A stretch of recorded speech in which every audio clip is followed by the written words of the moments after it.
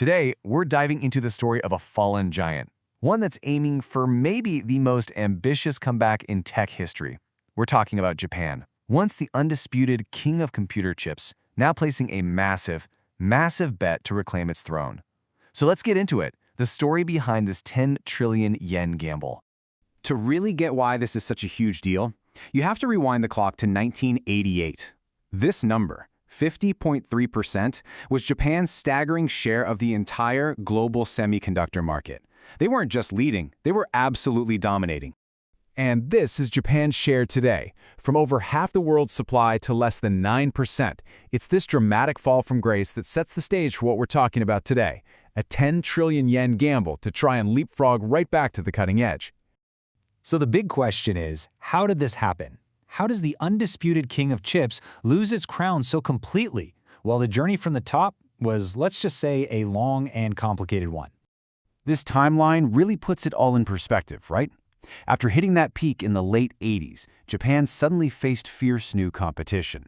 You had companies in Taiwan and South Korea, often with huge government support, just innovating at a blistering pace. They were more agile, and they left Japan's more traditional industry giants kind of struggling to keep up.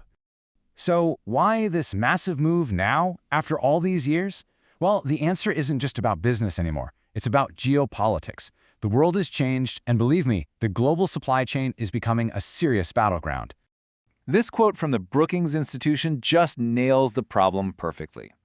As the US and China go head-to-head for tech supremacy, those reliable global supply chains that everyone took for granted are starting to break apart. And now, countries and companies are basically being forced to pick a side. And look, this isn't just some government talking point. Corporate Japan itself sees the writing on the wall. You can see it right here in the data. Almost 44% of companies surveyed said that for high tech, separating from China is becoming necessary. They know they can't afford to get caught in the middle. But here's the twist in the story. Japan isn't starting this comeback from zero, not even close. While they lost the lead in making the final finished chips, they quietly held on to this incredibly powerful and often overlooked dominance in other critical parts of the supply chain. So, is this a ground-up effort? No way. Let's take a look at where Japan still completely dominates the world. This chart tells the whole story, doesn't it?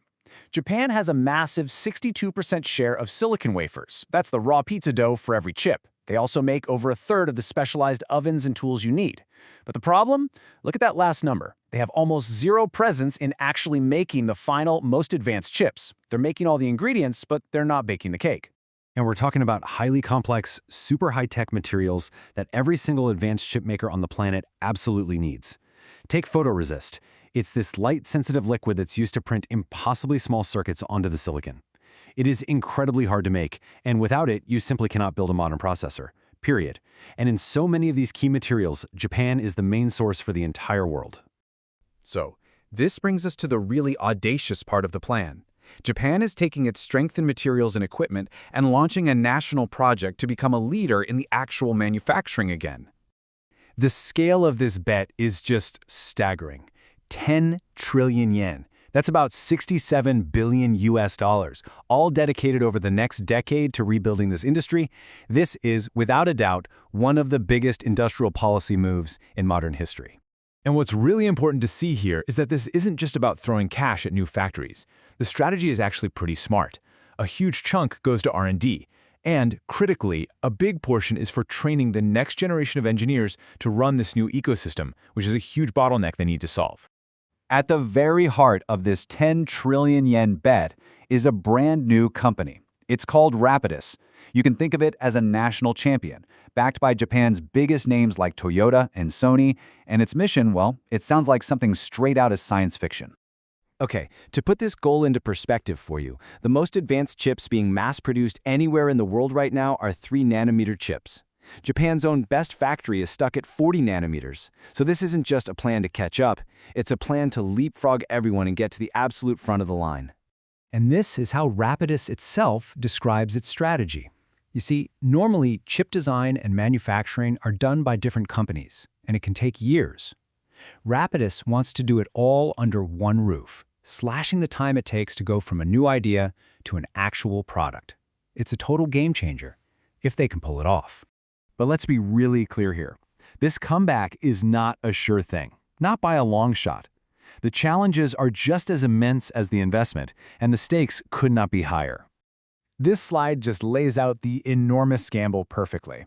On one side, you've got these huge hurdles, a critical shortage of engineers, decades of lost production know-how, and fierce entrenched competitors. But on the other side, the prize is, well, everything.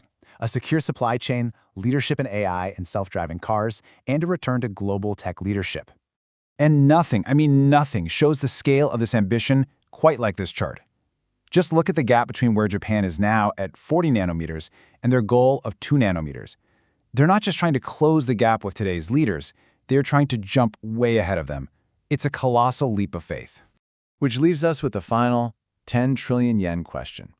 Is this massive national project building the foundation for the next era of technology? Or is it the world's most ambitious and most expensive game of catch-up? Honestly, only time will tell, but you can bet the entire tech world is watching very, very closely.